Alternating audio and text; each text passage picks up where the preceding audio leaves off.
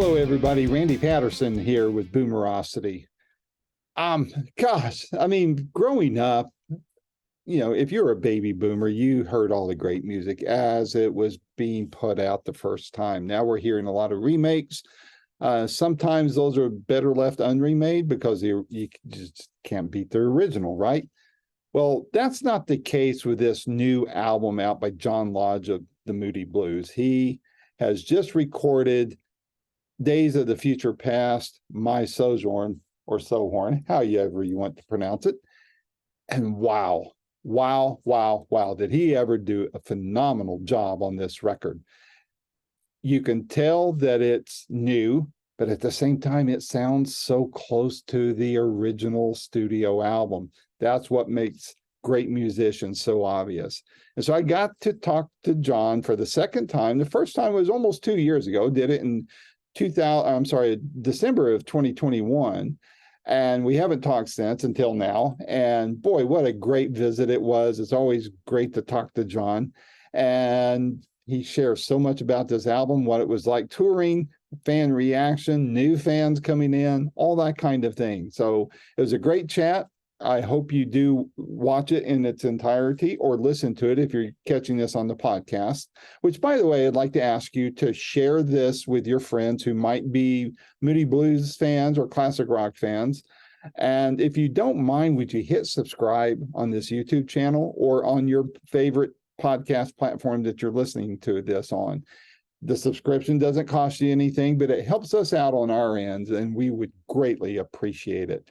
And also, as I said before, please share it with your fans or your friends who are fans and let them be aware of Boomerosity as well. So without any further ado, here's my second interview with John Lodge of the Moody Blues. Until next time, this is Randy Patterson with Boomerosity. Take care. Good to see you again. It's been almost 2 years. I'm glad to see you healthy. Thank you very much. 2 years. I can't believe it. Yeah, it's been almost, not quite. I think it was December of year before last, 2021. So yeah, you had the Royal album coming out at that time. So yeah, we talked last time. So how are things going for you? How is the post-pandemic world treating you and life on the road? it's strange, because in Europe, in Britain, it doesn't seem to have got rid of the stigma of masks and everything else, and getting people to go out to concerts. But America, it's been really good. I did a tour earlier this year on the East Coast and touring with the album, and it was incredibly well received, so much so I decided to go out in the summer this year. And I've just finished a small tour, and I've had a fantastic time. It's the reception and the reaction from the audience and the fans has been more than I could ever have hoped for, because Days of Future Past was such a massive album on influence and of the time, and recording it, but as my sojourn. This is where I am now, and Days of Future Past in '67 brought me here today, right. And that's what I wanted to celebrate. Well, it's I am blown away about how tight and how crisp that album is. I mean, you guys, you and the band, my goodness. I mean, it's just so spot on, but you could tell that it's new, it's different, but it's so close to the original with the nuances of today and where you're at today, as you put it, that my hat's off to you, man. That was a remarkable job you did. And to do it night after night on tour, that's tell me about that. How do you prepare to be that good every night for an album like that?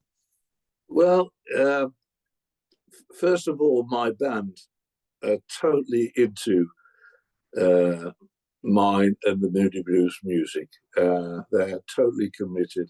and it's beautiful. The keyboard player, Alan Hewitt, was with me for like 15 years in the Moody Blues. He was my keyboard player in the band. And we developed a strong relationship, not just musically, but he knew where I wanted to go with my music.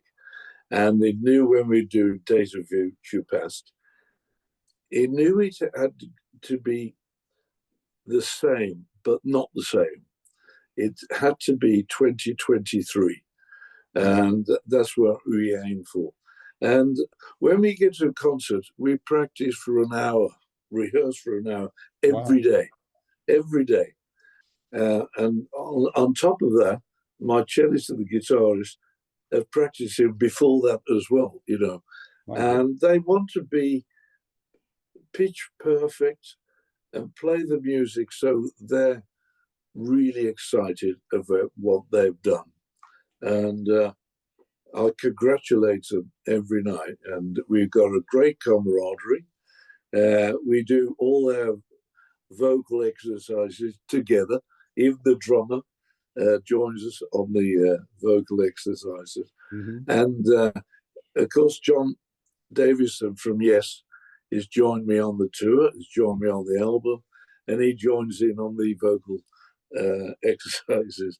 And it's a great camaraderie, you know, before we actually get on stage. Well, you know, I'm not a musician, and you know, I barely play a good air guitar, right? So, but from the outside looking in, I would have to think that after all these years of doing those songs, you know, yes, your band, they're relatively new to it, but you've been doing this for decades. I mean, is it an extra challenge for you while you're performing these songs to be up there and not think, all right, gee, I wonder what kind of sandwich room service will bring me tonight when I get home from the gig or to the hotel from the gig or whatever? I mean, do you find yourself having to really work hard to maintain the discipline and staying focused on the music after all these years? To be honest, no. But Pavarotti once said years and years ago, he said, if you're going to do something, you've got to live it. You've got to live the person who was singing the song. Right. And it struck me from I thought, how true. If you don't live it, you're going to be a look-alike band. You're going to be only a facsimile of what you're supposed to be doing. And when I'm on stage, I try to really immerse myself into the vocals, because don't forget, some of the songs I didn't record. Ray Thomas, Mike Pinder. So I'm singing their songs, and I try to get into their head, you know, to say, would they like this, how I'm doing this song? Because I want to do for them. I want them to be proud of what I'm doing for their songs. And as well as I've got to play bass as well. Yeah, can't forget that. So, you know, John, you know, for guys like me, you know, I grew up listening to Moody Blues. And so to me, it's, you know, it's embedded into the soundtrack of my youth as well as my so-called adulthood. But I'm curious, two things. What are you hearing from the fans about this album, or during the tour, even hearing the music while you were, you know, touring with this from our demographic? And then secondly, are you seeing a much younger crowd, or much younger people in the crowd that are new listeners, relatively new? And what are you hearing from them if that's the case?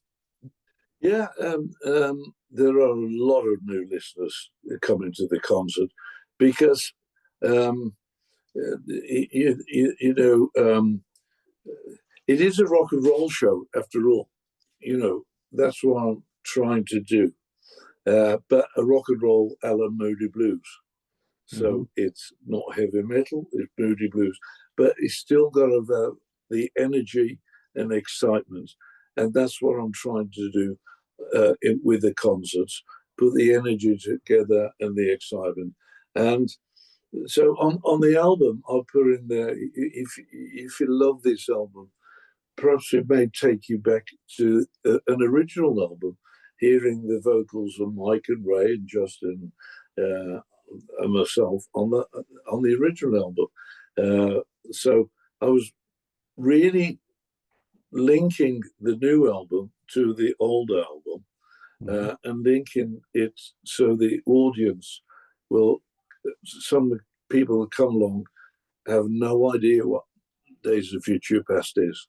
No idea. I can see it on the faces, but they've come and they're still there at the end of the night, Yeah. and that's the most important thing. The reaction, I have to say, has been phenomenal, and I thank the fans and the audience, because I'm not saying they're all fans coming to see the show, but an audience, and I really thank them for their enthusiasm, and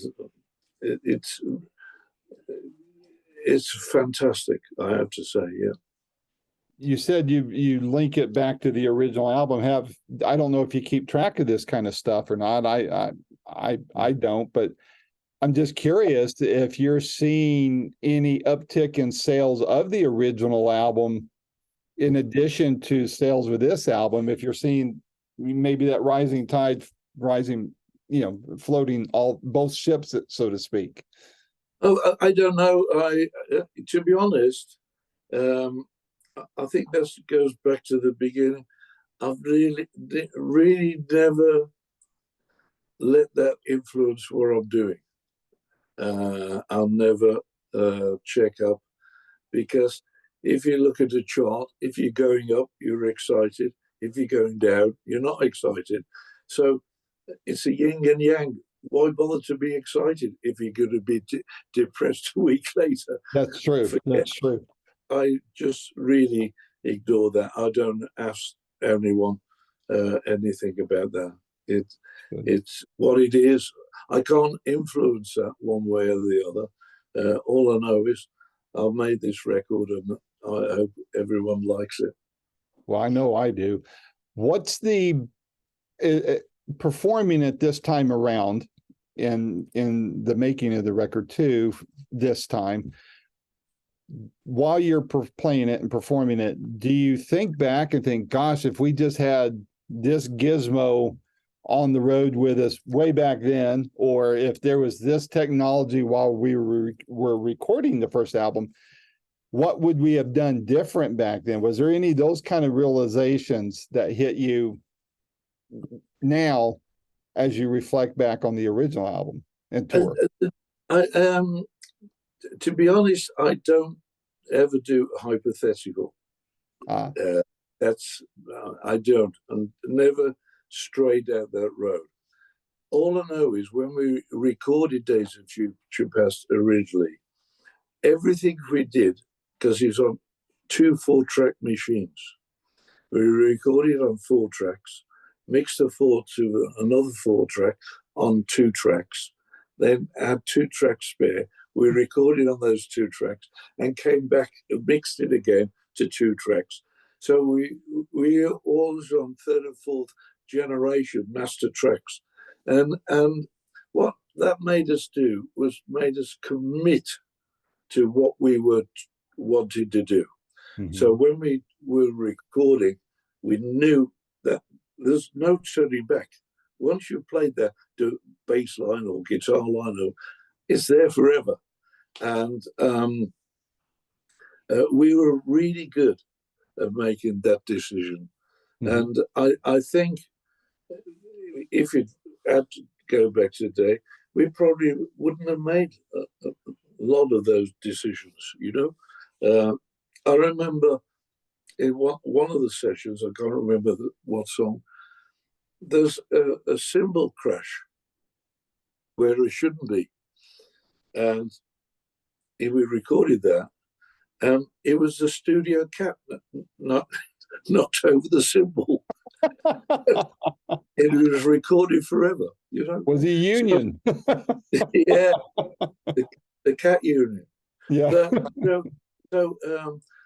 I don't know because to be honest, once we recorded Days of Future Past and had listened to it, we back in the studio making the next album. So we didn't have time to think about it.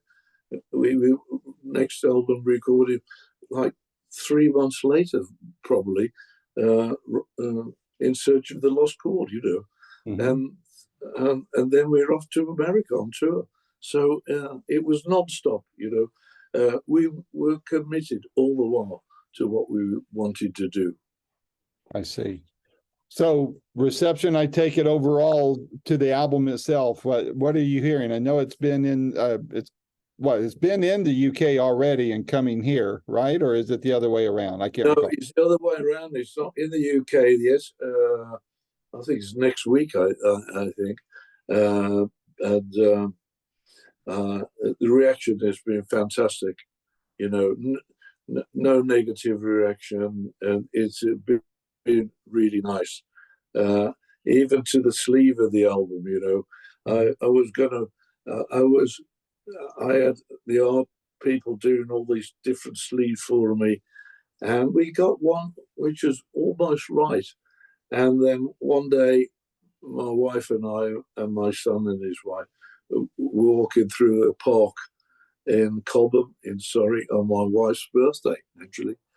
And we walked, and unbeknownst to me, my daughter-in-law took this photograph. And when I saw the photograph, I thought, that's Days of Future Past. That's where I am today. And it gave me the title straight away, My Sojourn. It, it's where I am.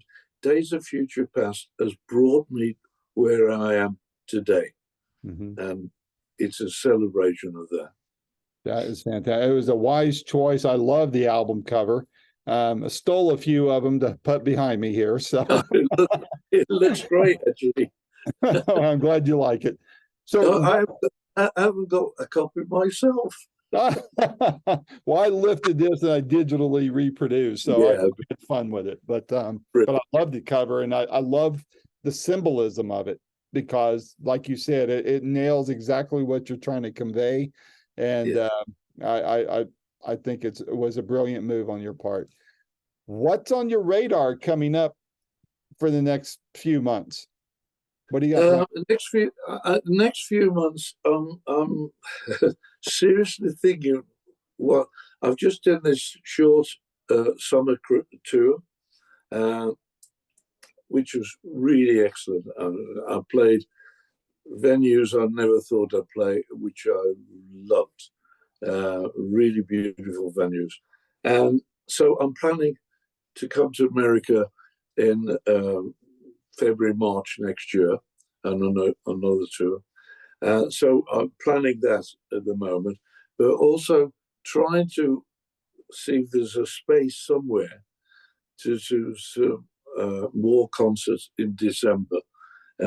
It's just, uh, you know, they take a lot of organising nowadays, everything. Mhm. So I don't want to rush it. And but you know, I said this from when I was 16: have bass, will travel. So I'm, I'm ready to go anywhere. Good deal. Well, I hope to catch you when you're back over here. I missed this last tour this summer, but I do want to see and even meet up with you if we can, if circumstances permit. I can't remember if I asked you this last time or not, but I'll ask you this time, and it's not meant to be a dark question or anything, but you said this, you know, you're Sojourn now. It does kind of bring to mind our mortality. And I'm just curious, you know, now after doing all this, and especially surviving COVID and all this stuff that has hit the planet, how do you has it how has it affected you, and what is your response to the thought of how you want to be remembered, and what do you hope your legacy is when you step off the great tour bus of life up at the great gig in the sky, to borrow from Pink Floyd, your peers over there? Uh, I hope I brought an emotional peace to people through rock and roll, which you can do. People disregard it, but you can do. I can drift off listening to a whole album of Little Richard, you know, because it does something. It puts you somewhere which relieves you of all the stress in the world. And I hope that's my music, and I hope the Moody Blues music does that for everyone. Relieves the stress and brings back hope for whatever you want to do, you know. Mm-hmm, mm-hmm. Well, good. Well, I want to thank you for doing that, and thank you for all the years of great music and playing such a huge part in the soundtrack of my youth and my adulthood. It's, you know, every time I hear you guys come on the radio, you know, the volume knob gets turned up, you know, and even with the new stuff, John, it's always great. And I love what you're doing now, and I love talking with you. So next time you have a project coming out, let's do one of these. Let's try not to wait for 2 years, though. Okay. I'll go back in the studio and start again now. There you go. Please. So we'll have a good excuse to talk. So, but listen, we'll catch you on the road sometime when you come over next year, and stay healthy, stay safe. And again, thank you for all the years of great music. It's greatly appreciated. Thank you for a lovely interview. All right. Thank you, sir. Appreciate that. Take care. Bye-bye.